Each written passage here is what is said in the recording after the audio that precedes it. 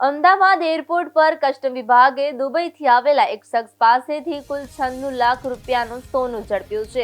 આ શખ્સે દાણચોરી માટે ચાલાકીપૂર્વક તેના અંડરવેરમાં 45 લાખની કિંમતની સોનું પેસ્ટ સ્વરૂપે છુપાવ્યું હતું, જે જોતા પહેલી નજરે સામાન્ય કાપડ જેવું જ દેખાતું હતું, પરંતુ કસ્ટમ વિભાગને એરપોર્ટ પર શખ્સની શંકાસ્પદ હિલચાલને આધારે તેની તપાસ કરતા આ અનોખી મોડસ ઓપરેન્ડીનો પર્દાફાશ થયો હતો અને અધિકારીઓ પણ સોનાને છુપાવવાની આ પદ્ધતિ અને સંપૂર્ણ સોનાનું અંડરવેર જોઈને દંગ રહી ગયા હતા। અમદાવાદ એરપોર્ટ પર કસ્ટમ વિભાગના એર ઇન્ટેલિજન્સ યુનિટે સોનાની દાણચોરીના એક રેકેટનો પર્દાફાશ કર્યો છે। કસ્ટમ વિભાગના અધિકારીઓએ દુબઈથી સ્પાઇસ જેટની ફ્લાઇટ નંબર SG016 થી અમદાવાદ પહોંચેલા એક શખ્સને અટકાવીને તપાસ હાથ ધરી હતી।